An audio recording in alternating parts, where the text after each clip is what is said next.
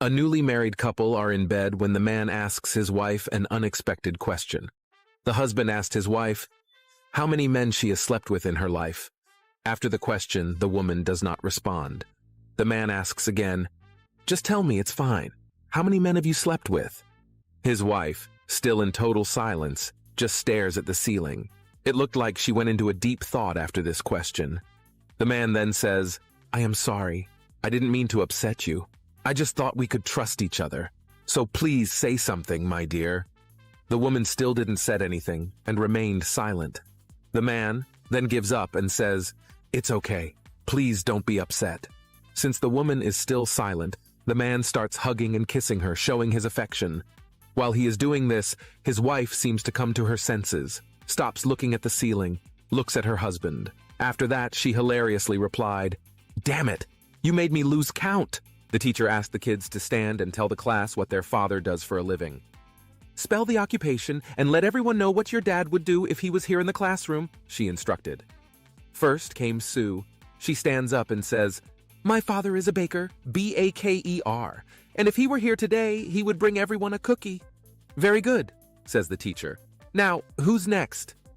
Mickey raises his hand and stands up with a long, thick southern drawl. He proudly says, "My pappy is an electrician. E-L-I-K, no, that's not it. E-L-E-K, The teacher tells Mickey to have a seat and study his spelling next.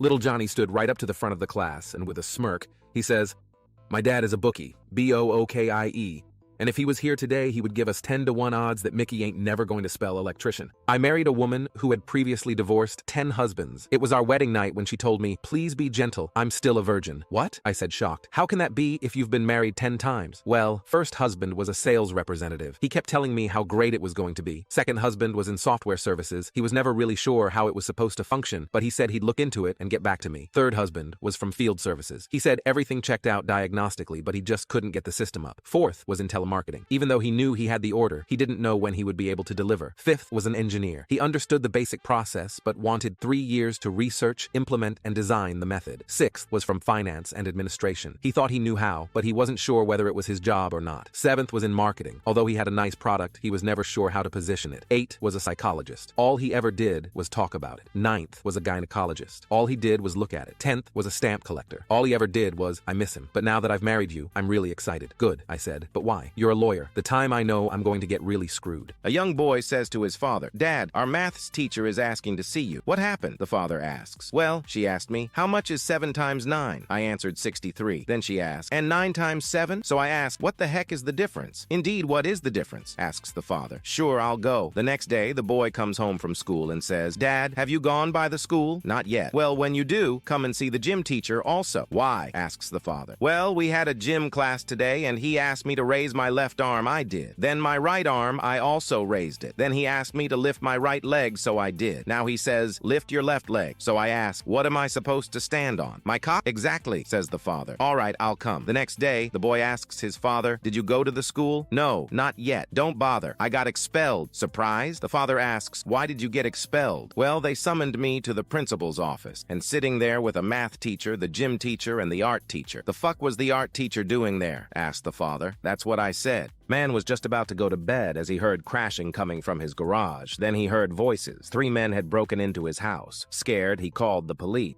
The dispatcher replied, "We can send an officer, but due to it being Valentine's night, all our officers are currently responding to an unusually large number of incidents." The man came up with a great idea and smirked. He replied, "No problem. I'll take care of it, sir," and hung up. 1 minute later, he went back to the phone and called the police department again. "Hello, sir. I called you a minute ago about the thieves in my house. You can relax now because I took care of them by shooting them all." The dispatcher replied in a panicked voice, "Did they do anything to threaten you?" The man replied, "No. I just don't want my stuff being stolen." "Sure, you can't do that. That's illegal." Within minutes, 3 squad cars, an armed response unit, and an ambulance were at the scene. Of course, the police caught the burglars red-handed. One of the cops asked the man, "I thought you said that you shot him." The man replied, "I thought you said there were no officers available." A doctor puts up a sign in front of his clinic. The sign reads, "If I can cure you, I get $20. If I cannot cure you, I pay you $100. A lawyer decides that it's his time to shine, so he goes to the doctor. The lawyer said to the doctor, "Hey, doc, I can't taste anything anymore. Please cure me." The doctor tells his nurse to get him some of the medicine from drawer 33. The lawyer takes a spoonful of medicine, gasps, and spits it out. The lawyer says, "This is gasoline." The doctor said, "Good. You can now taste again. That will be $20. The lawyer pays and leaves, frustrated. He again goes back the next day. The lawyer this time said, "Doctor, please cure my memory loss." The doctor said, "Nurse, fetch some of the medicine from drawer 33. "No way!" the lawyer exclaims. "That's the same crap you gave me last time." The doc said, "Memory fixed. $20, please." The lawyer stomps away, displeased. The next day, he comes up with a foolproof strategy. He said this time, "Doctor, I'm blind. Cure me, please." "I'm sorry, I won't be able to cure that. Here's your $100, he says, handing the lawyer a $5 bill. The lawyer angrily said, "Wait a second, this is $5, not $100. The doctor then said, "Blindness cured. $20, please." 4 friends go to a North Korean hotel. As they walk into their room, 3 of them begin to make jokes loudly about the government. The 4th one, trying to get some sleep and knowing that it would be fruitless to ask them to stop, hatches an ingenious plan. He goes downstairs to reception and asks for a cup of coffee to be delivered to the room. "Make sure you deliver it exactly after 10 minutes starting from now," he said. He joins his friends midway through a joke about the leader, sets up, shocked, and exclaims, "You must not say these things. Don't you know? They're listening to our conversations right now." The friends laugh at him, saying that is impossible. "Really? Then how do you explain this?" He gets up and speaks into the lampshade by the beds. "I would like a black coffee to be delivered to my room, please." And surely enough, in a short amount of time, a maid walks in with a cup of coffee and some sugar. The other 3 friends turn deathly pale and quickly turn in for the night. The last friend drinks his coffee and peacefully goes to sleep. The next morning, the 4th friend awakens only to find that his friends and all their belongings are missing. Confused and anxious, the man walks down the stairs to reception. He asked what happened to his friends. "The authorities raided your room during the night and placed your friends under arrest for ridiculing the North Korean regime. But how come they didn't take me? The captain very much enjoyed your joke." "How long do I have to go to school for, Dad?" "Until you're 18, son." The kid nods and thinks about this quietly as they approach the front gates of the school. Then, the kid says, "Dad, can you please give my puppy a big hug for me?" "You can hug him when you get home, son," says the father. The boy's eyes start tearing up and he says, "Dad, can you please give mommy a big hug for me?" "You can hug her when you get home, son," the father responds. The boy's eyes get watery and he starts to sniff, saying, "Dad, can you please give my teddy bear a big hug for me?" "You can hug him when you get home, son," says the father. The boy almost cries. But then the father adds, "Don't worry so much, you'll be fine. Everyone has to go to school. I also went to school and nothing happened to me. Your mom also went to school and she is all right. And you will also go to school. Now go on." The boy nods and wipes his nose. "Dad, can I ask one last question?" "Go on," says the dad.